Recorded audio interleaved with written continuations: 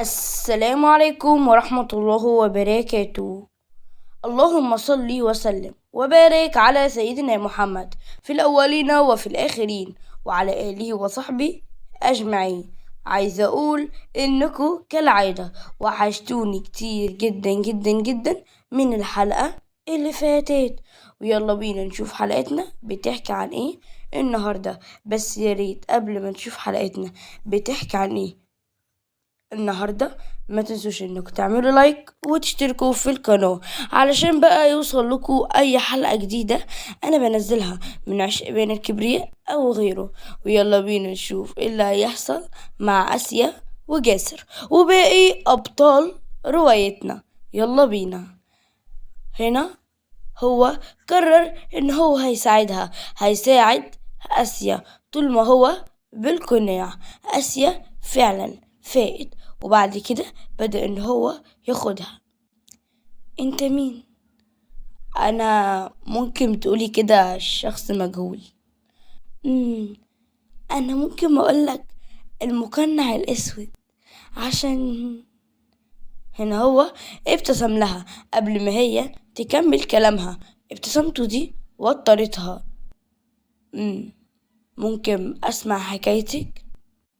تمام، انا ممكن احكي لك حكايتي.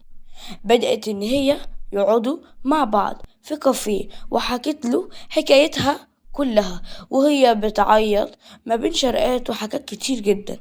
هي كانت هو كان صعبان عليها جامد جدا. هي راح قال لها بصي، انا هطلعك منه. تمام تمام ماشي، تعالي.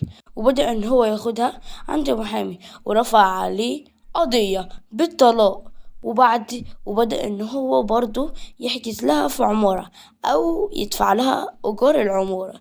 كان بيدفع لها ايجار العمارة، ولما كانت هي كانت بتكلمه وتقول له ما يدفعش، كان بيرفض تماما ان هو يبطل ان هو يدفع.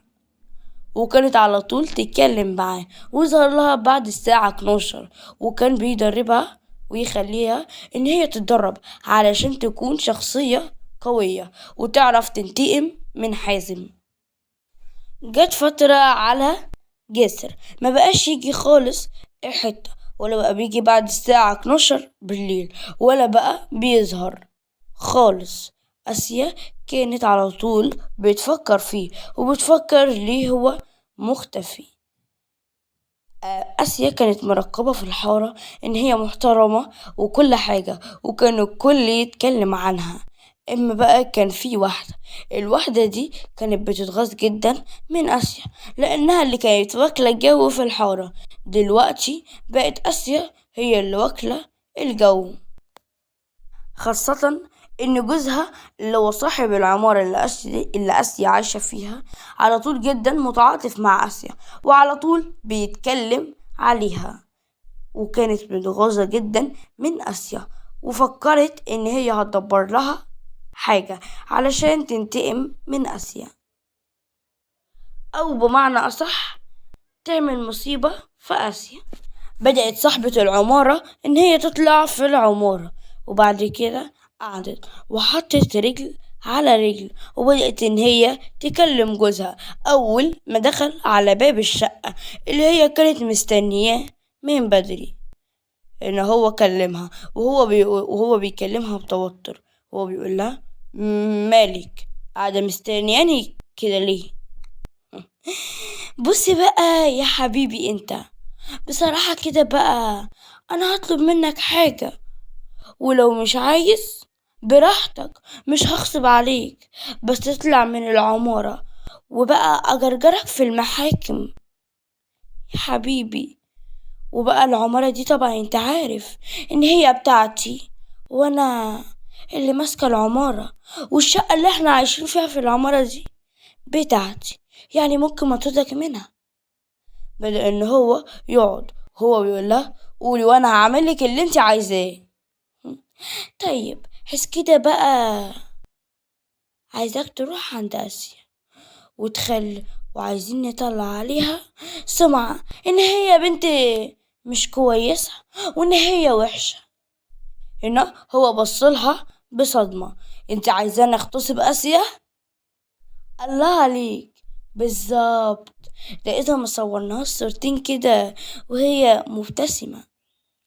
ده انت ازاي بتتكلمي كده؟ ازاي جالك الجرأة انك تقولي لي كده؟ بقولك ايه، لو ما عملتش كده هتشوف بقى ايه اللي هيحصل لك. وما تزعلش لما تلاقي نفسك مطرود من العمارة يا حلو. وبقى خلي آسيا بقى تنفعك. ها؟ ها؟ قلت ايه؟ او اقولك هسيبك تفكر براحتك خالص يا حبيبي. ومن هنا تبقى خلصت حلقتنا. عايزة اقول ان الحلقة كانت حلوة. سلام.